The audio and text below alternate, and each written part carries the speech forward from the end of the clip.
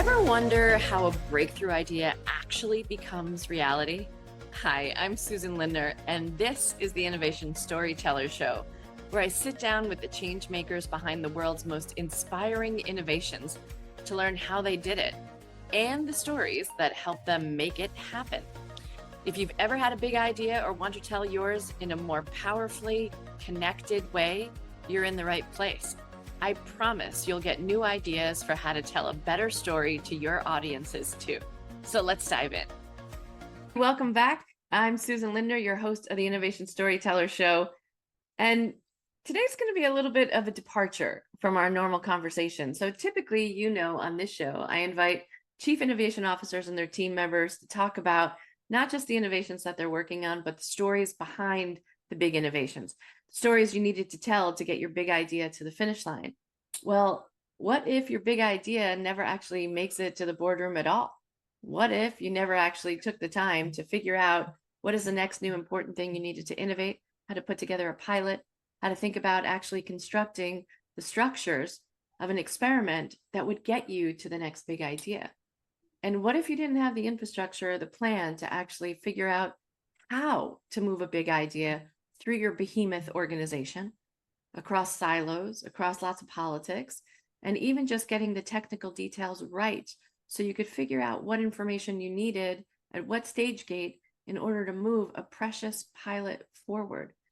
And that's why I'm super excited to have my guest here with me today. Now, if you don't operate on a day-to-day basis in the world of software and innovation, you might not know Jonathan Livescault, but he is the managing director of Itonics, the AI-empowered innovation software that's helping 500 enterprise customers generate predictable results at scale for their innovation programs. Jonathan has more than 15 years of experience in innovation management and strategy consulting, with a background in private equity and investment banking. Jonathan holds an MBA from Duke at the Fuqua School of Business and ESECC. And if you're hearing a fantastic Parisian accent on the Innovation Storyteller Show today, now you know why. So I'm going to ask you to bring your buttered baguette to the conversation and get ready to learn a little bit more about maybe the software, the planning, and the thinking, the mindset behind getting your innovation pilots right and scaling inside of your organization. Did I get that right, Jonathan? Did I frame this conversation the way we want to take it today? Absolutely, Susan, and thank you for talking about my French accent. I really appreciate it. I'm working hard on this, but it's where I come from. So I just moved last year to the US, to Miami, with my wife and three boys to manage the US activities for Itonics. And prior to that, I founded my own company. So I know what it means to manage an innovation project from scratch, to iterate and to grow a team and to reach some kind of success.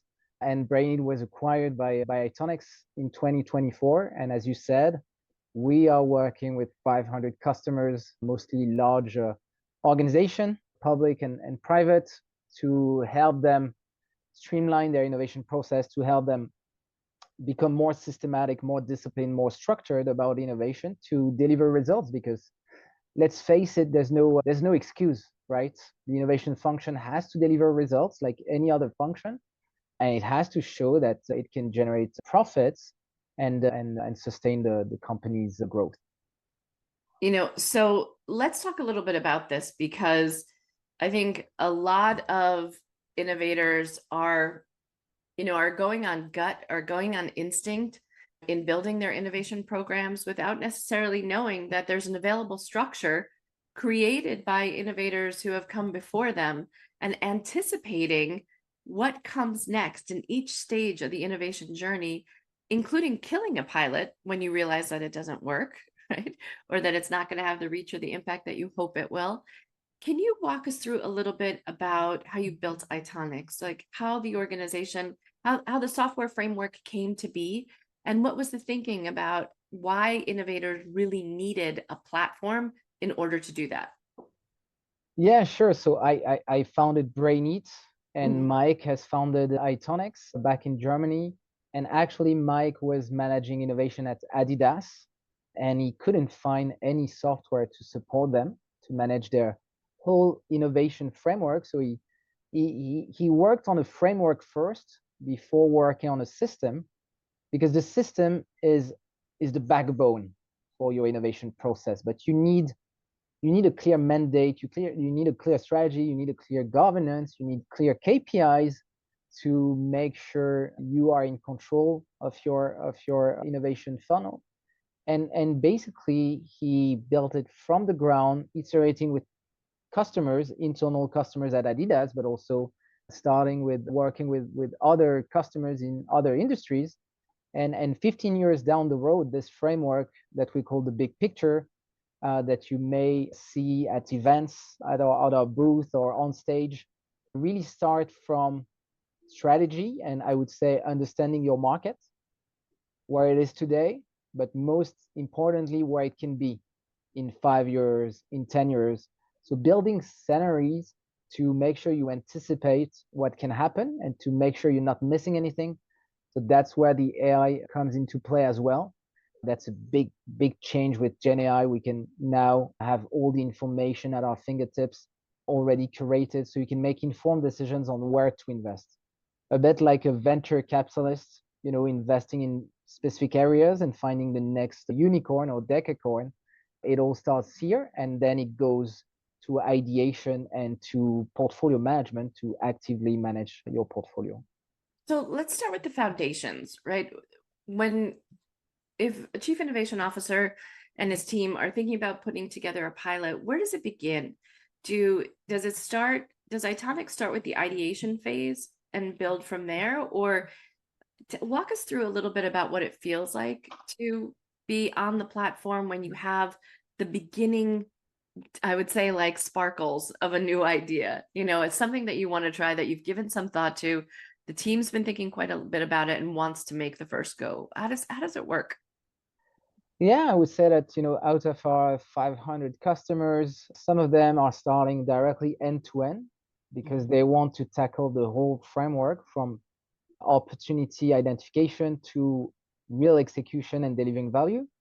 And give or take 50% of them starts with one specific phase of that innovation life cycle. So either the ideation phase, as you said, launching ideation campaigns globally or per business unit with clear brief, clear problem statements, a clear playground, I would say, for that ideation.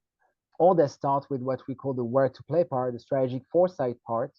We're working with customers like aerospace, for instance, or Lego. Everybody knows Lego, right? I have a lot of Legos at home now, my three boys.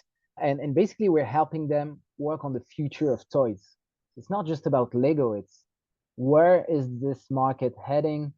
Where can you find growth? Is Lego the right player to win on these markets? And that's essentially what we do in our strategic foresight part. And then some of them, we're working with government agencies, for instance, in the military or complex DoD environment, where they're focusing almost 100% on managing their portfolio, making sure there's one single source of truth with reliable and real-time data to make decisions and to deliver faster, very innovative and strategic initiatives.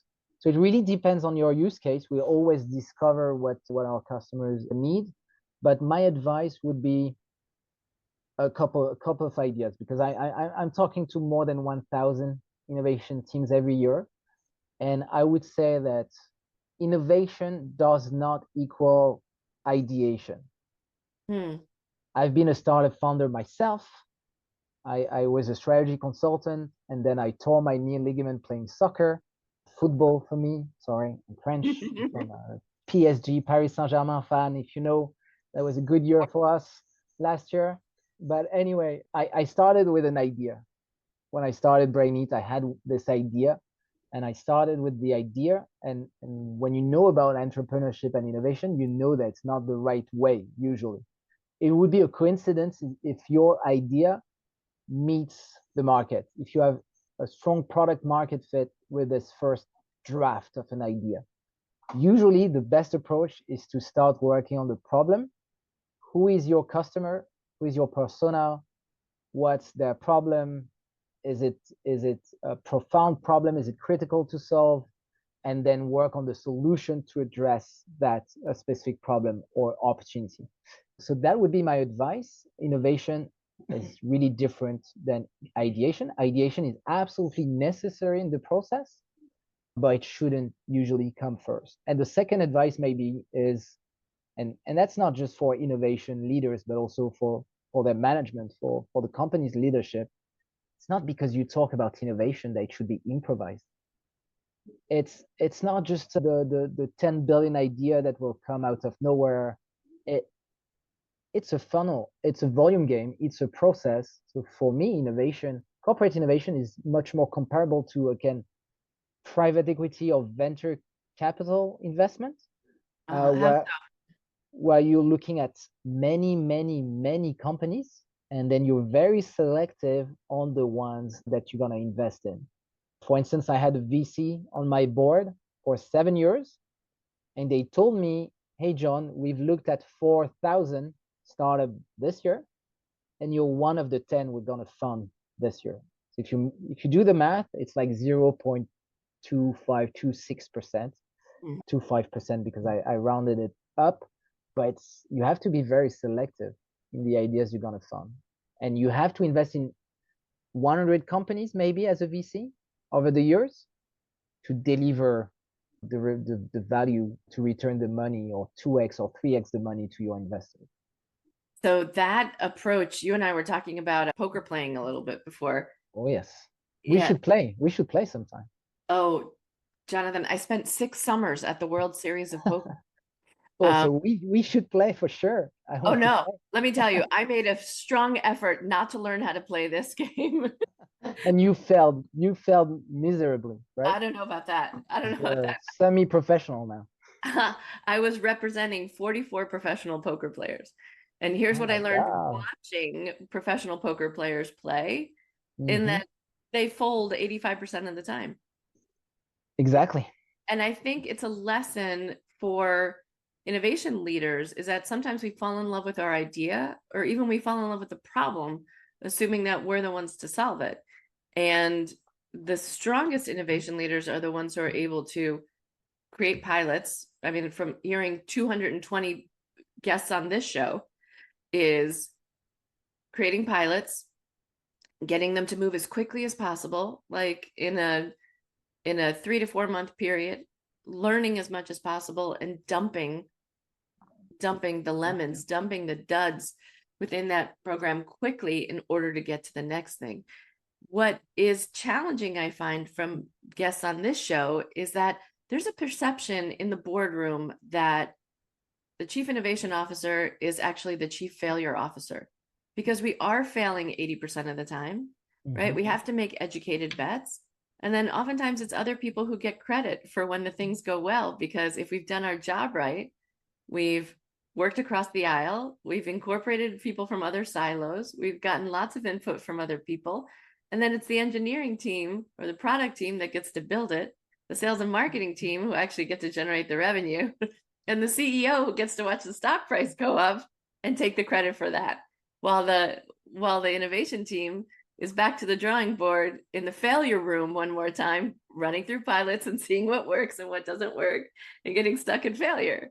So how do we, when you think about Itonics and how people are walking through, how do we actually use the platform to stake a claim that the way that we're doing it is the right way to do it, when all people are seeing is us folding over and over and over again?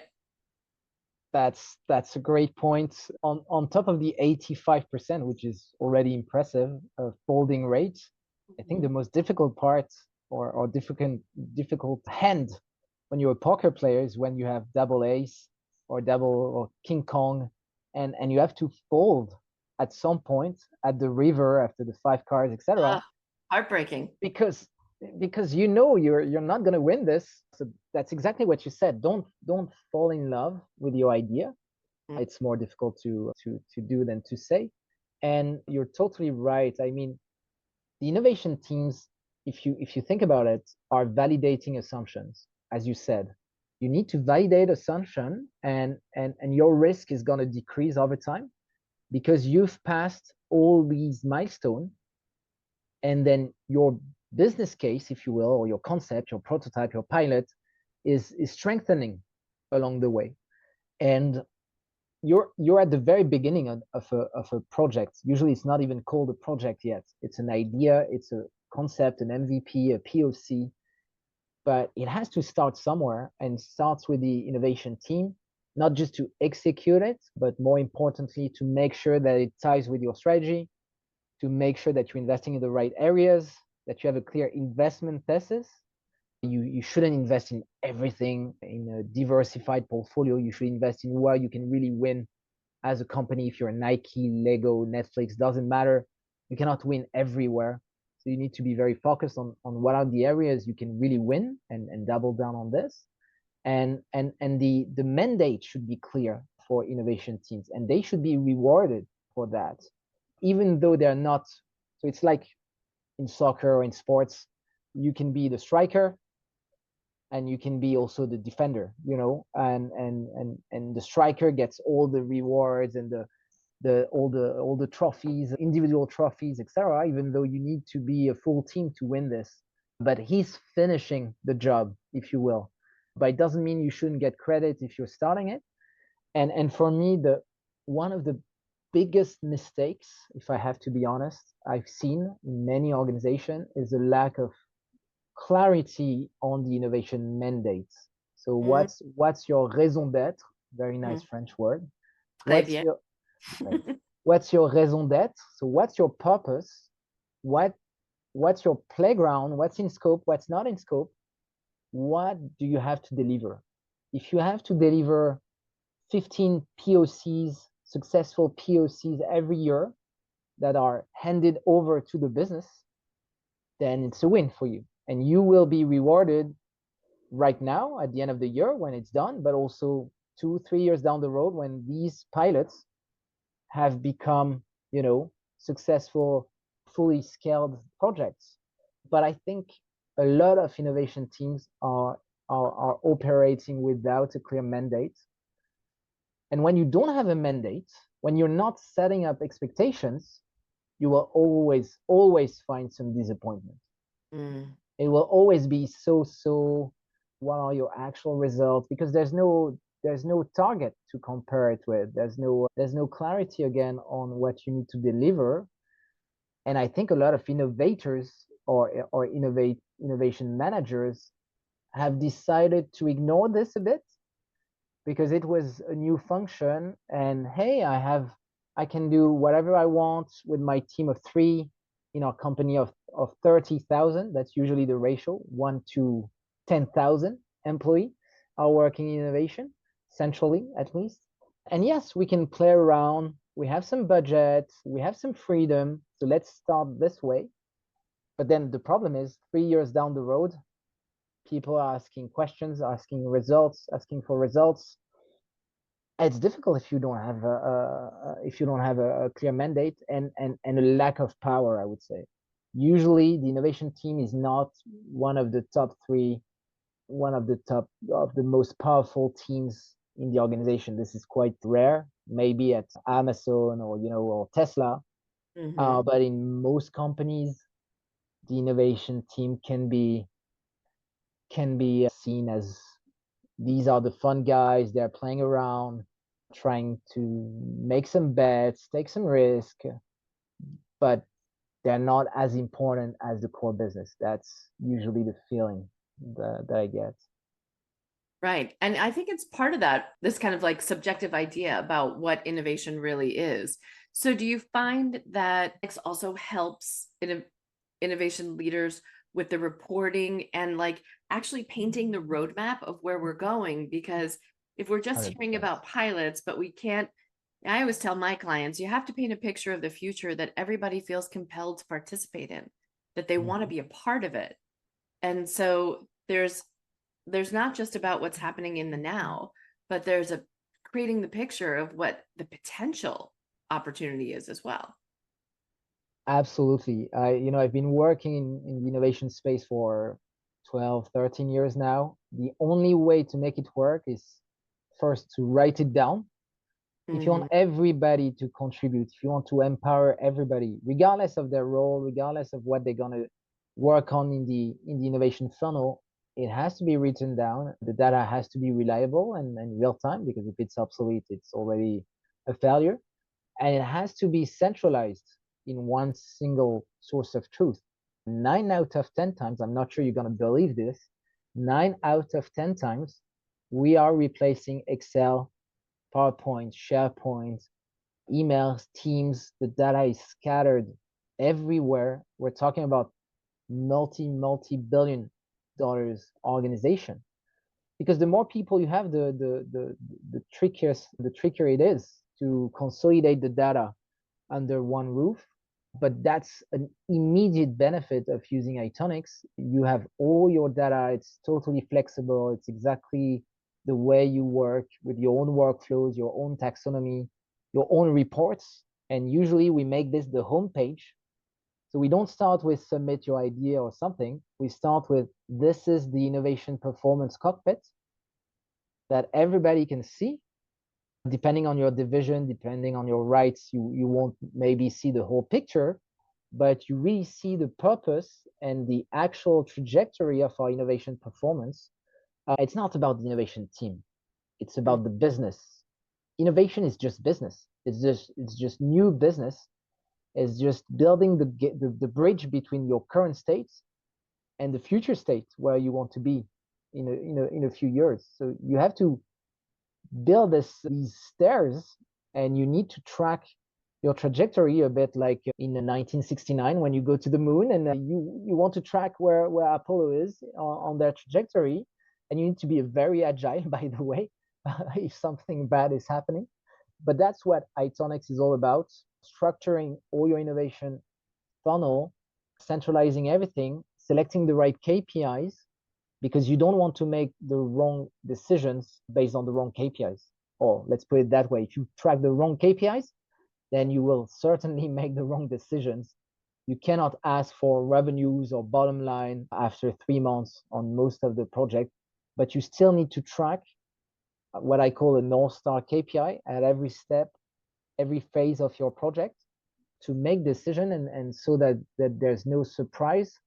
And you need other teams to sign off on, okay, if this delivers in 6 months what the KPI that we've set up, then we're okay, we will take it over. Because many times people just drop the ball, and the project, even though it's successful, it's basically killed or archived because no one is taking ownership of the next phase. And that's a real issue, right? I mean, it's, if there's no one to kind of hand the baton to, right, the relay race is not moving in the trajectory and at the speed that you need it to. So, but there are so many other dimensions that I think a platform has the opportunity to offer innovators, because there's so many moving parts. It's different than when you're just the head of a business unit, right? And you're responsible for what's happening within your particular business unit. But correct me if I'm wrong, innovation leaders are really responsible for working across the whole organization to bring ideas forward. And that is not an easy task. I mean, there's a whole knowledge management business that exists just to do this, right? We pay McKinsey bajillions of dollars to just talk to people in other departments because we haven't figured out how to do it. So where does the platform allow other people to provide really precious input where it's hard to even just get people around a meeting table? Yeah, I think this is another immediate benefit of using a platform like Itonics. You're totally right. There's, the more people you have, the more teams, the more divisions you have, the more you lose every single day, because it's in everybody's mind, everybody's brain. No one is really sharing. Even if they want to share it somewhere, they don't really know where to share it. So again, the data is scattered if it's written down somewhere. And when you have a single platform to talk about innovation or to manage innovation, which for me is really managing uncertainty, right? Everything that is uncertain, and contributes to building the future of your organization is in Itonics. When it's in pure delivery, when it's in the business, it's scaling, it's pure delivery, it can be in other software, that's no problem, but we are the best to manage uncertainty. And the way it works across divisions, it's basically you have to adapt to each division, because everybody, you don't want to kill agility by standard with too many standardization. You need to make sure everybody feels comfortable in the way they work. So it should be their processes, their data structuring, but at the same time, you should have some common denominator. You could have some KPIs in common, you could have some TRLs or some criteria in common to evaluate technologies, to evaluate ideas, to evaluate projects. And that will enable you to have a consolidated view across divisions to avoid duplication of work. Of course, I've been talking to a CPG company, and they told me, hey, we just found out that 7 teams in the world are actually working on the same project right now. Wow. Okay, good for you. But that's in that one company? Yeah, a very big company that, and you're drinking their beverages probably every week. But anyway, it happens because people work in silos. If they don't have any incentive and any means to work across divisions, but when they do, magic happens, because you gather different teams, you amplify all the assumptions that have been tested across the organization. Hey, I've tested Gen AI on that use case in my division. Do you want to? And it's a success. Here are the conditions of success. Here are the documentation. You can now apply this to your team and tell me if it's as successful as for our team. So of course, you generate a lot of benefits by avoiding silos, and our system is very good for that. I'm also curious about the culture element. I'm an anthropologist. I'm interested in, I look, when I go to work with a company, I think about the culture. Like I think about that company as its own society. They have their own core values. They have their idols that they worship. They have, the values that matter most to them. They're spread out across so many different geographies and what holds them all together. But sometimes the culture question is a big one for innovators, and making the priority most important. Does Itonics help you figure out a structure to be like, which of these pilots should we be pursuing right now? And especially in light of AI, how do we get to the best of the best while still holding on to our culture? Yeah, I think that's super interesting, and we could talk for hours about culture. I'm not sure it's only in the hands of the innovation team to change the culture, but definitely to make sure that everybody understands that innovation is both their right and their duty. In some ways, you need to contribute to the future of the organization, because otherwise we won't be there anymore. So you won't either. So everybody has to contribute.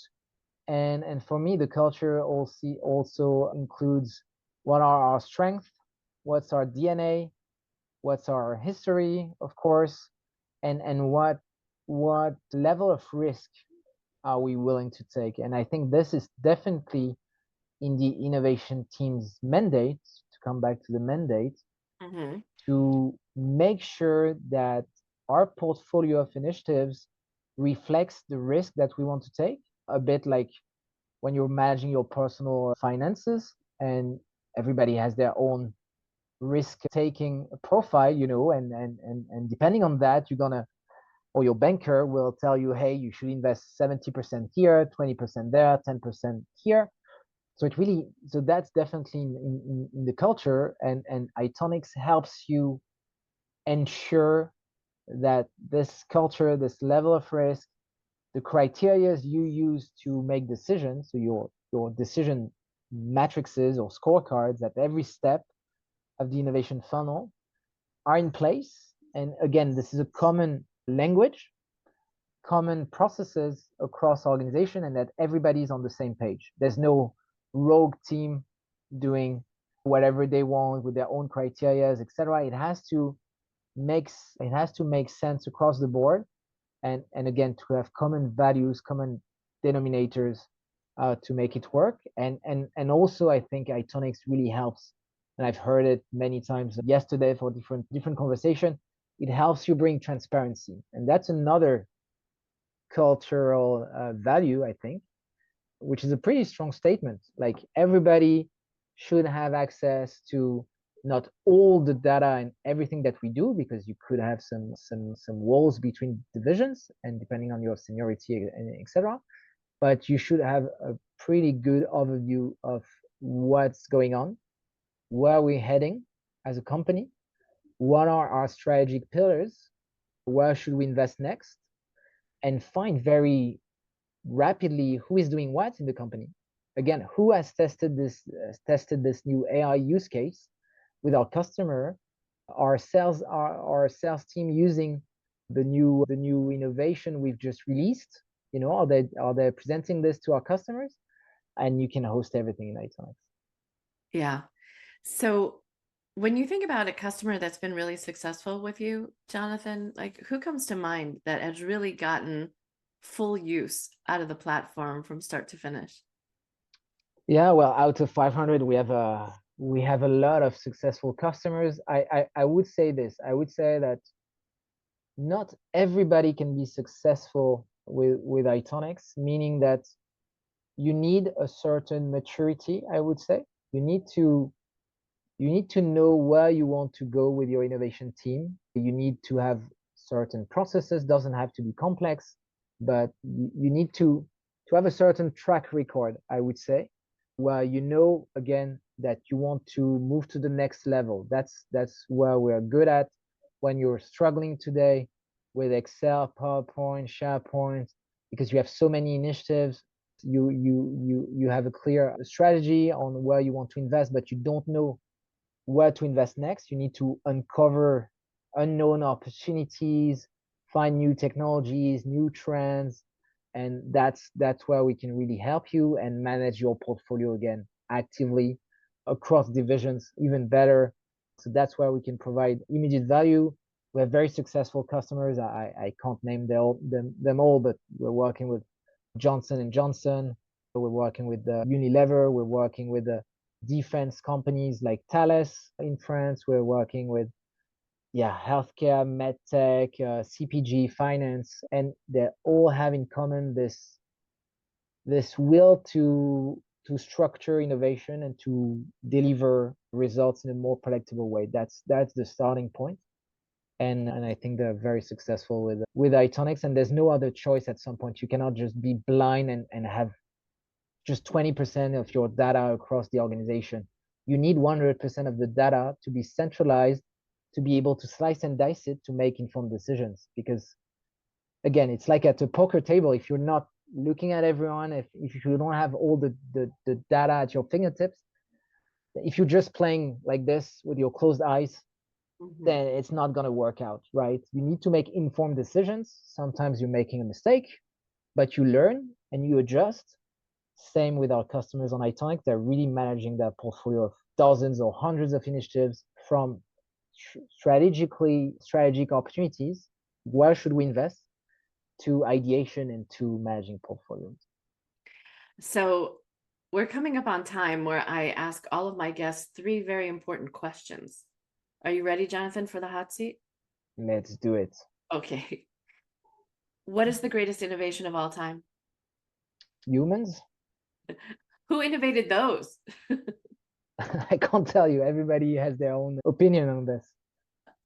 So you're going with Homo sapiens, right? There's lots of this anthropologist will tell you there's lots of lead ups to there. True. In terms of technology, I would have top of my mind. I would say planes, because for me it's a wonder. It's amazing. It's really reliable, and being in the sky all the time. I mean, this is a huge technological progress right there. Agreed.